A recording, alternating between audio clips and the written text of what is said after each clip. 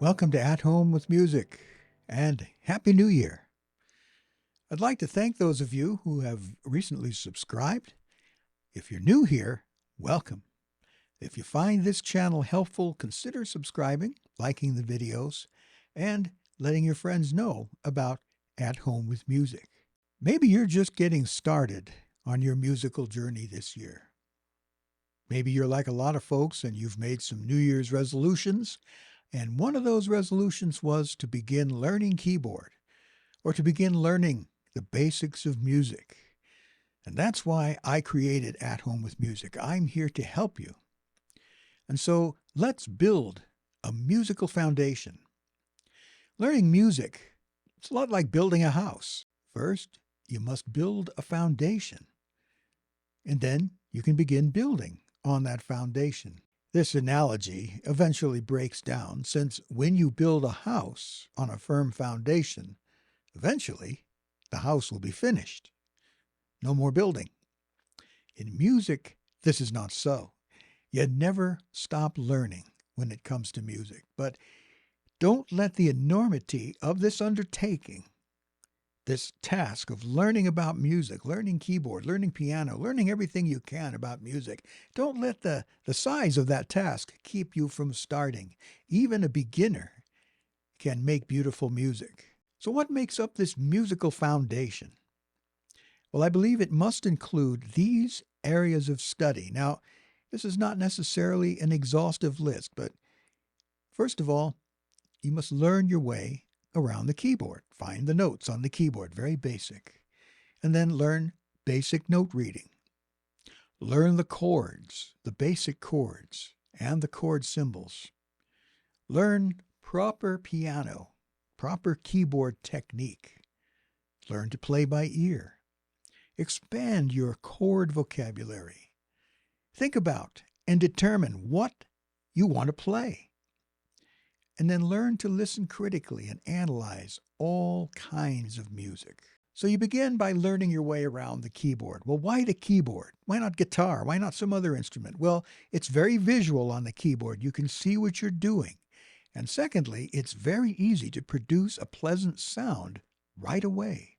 Within seconds of learning where the notes are on the keyboard, you can make a pleasant sound by playing a chord. And then learn the basics of note reading. So why learn to read notes? Why read music?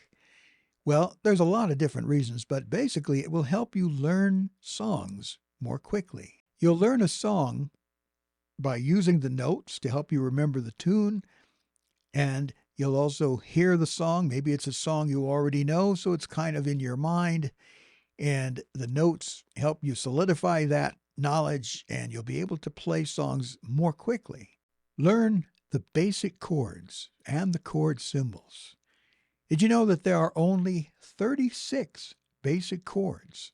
And then you have a couple of special kinds of chords, namely the diminished chord and the augmented chord. If you don't know what those are right now, don't worry.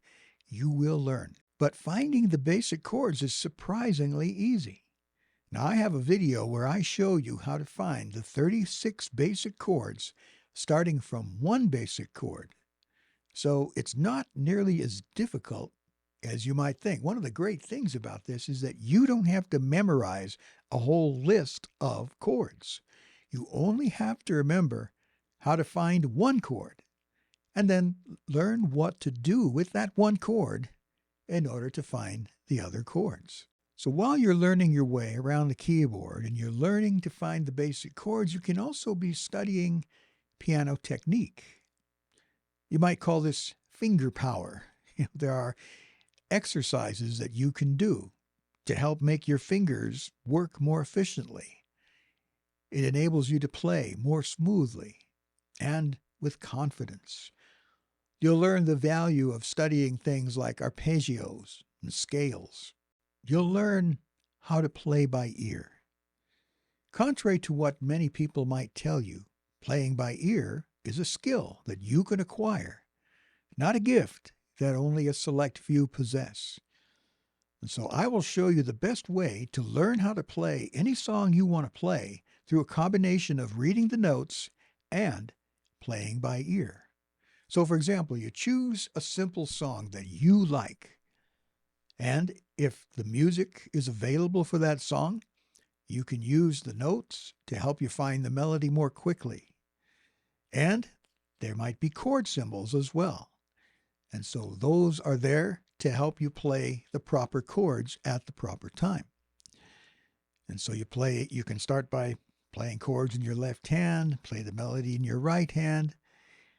You can learn to just play the chords and create an accompaniment for a singer or an instrumentalist. You can begin expanding your chord vocabulary. You can learn to find and play the different kinds of chords, seventh chords, ninth chords, some real jazzy chords in there. Think about what kind of music you want to play. Determine what you really want to do. Do you want to play in a band? Do you want to play as a soloist? Do you want to play cocktail music? Do you want to play on the worship team at your church? One of the things you can learn here at Home with Music is how to collaborate with other musicians.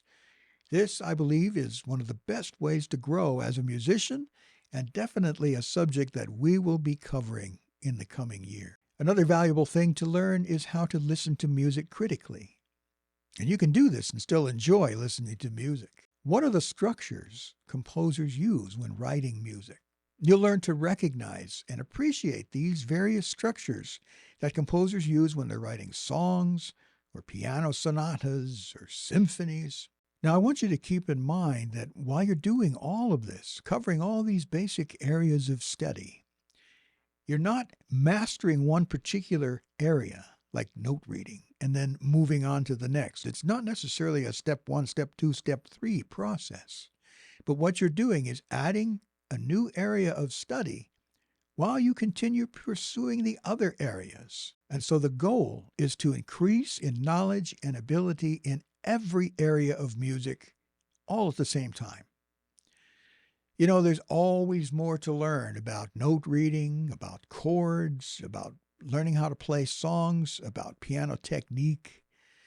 And so the goal here at Home with Music is to pursue all of these various aspects of music and keyboard playing at the same time. Now, as you progress, you might find yourself concentrating on one area for a time. You might spend a lot of time learning to read notes, a lot of time playing technical exercises, but you don't want to neglect the other areas of study. And so in 2024, I will make every effort to cover each one of these areas as we go through the year. So, is there anything I've left out?